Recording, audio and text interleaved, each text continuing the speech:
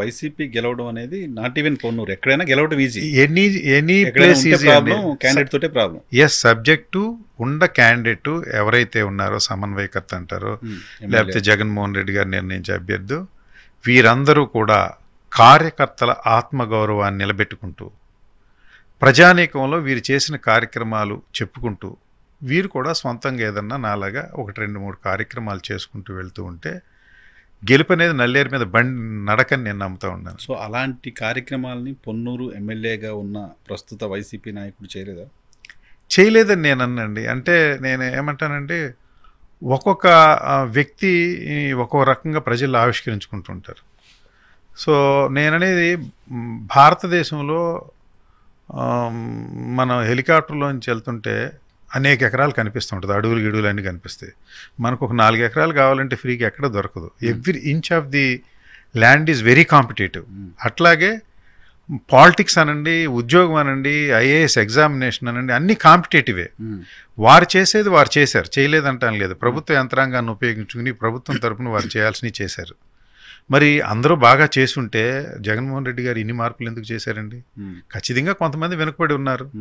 So నేను ఒక private వ్యక్తిగా జగన్మోహన్ రెడ్డి గారి స్ఫూర్తితోటి మరి బజరంగ్ ఫౌండేషన్ పెట్టుకుని వ్యయ ప్రయాసాలు కోర్చి ఎక్కడ ₹1 ఆశించకుండా నేను ఈ కార్యక్రమాలన్నీ సక్సెస్ఫుల్గా చేశాననడానికి ఇటీవల గత సంవత్సరం నుంచి వస్తున్నటువంటి వార్తలే ప్రధానమైనటువంటి ఎవిడెన్స్.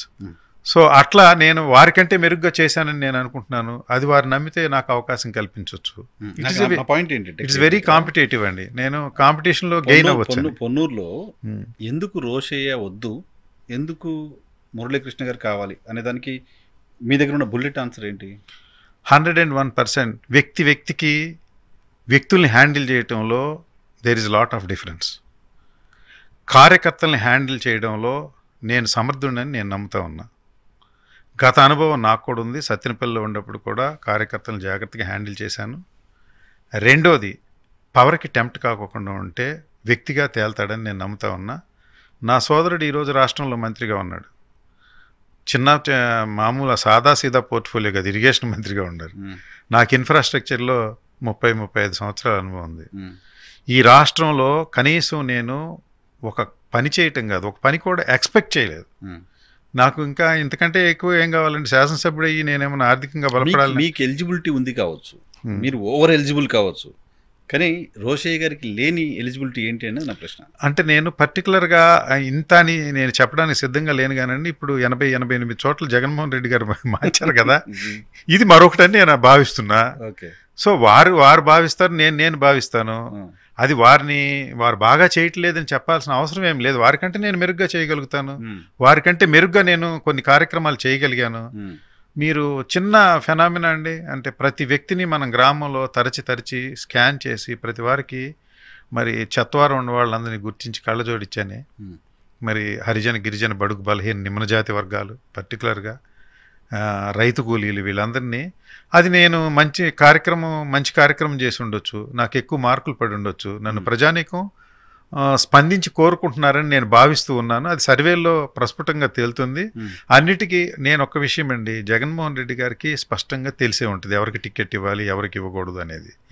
దానికి జగన్మోహన్ రెడ్డి గారిని ఎవ్వరూ మోసం చేయలేరండి. ఆయనకి రకరకాల స్కానర్స్ ఉన్నాయి. సో అల్టిమేట్గా విన్నింగ్ క్రైటీరియా, విన్నింగ్తో పాటు లాయల్టీ కూడా క్రైటీరియాగా చూస్తున్నారు. 100% నాకంటే లాయల్ ఎవరూ లేరు ప్రపంచంలో ఆయనకి సంబంధించి.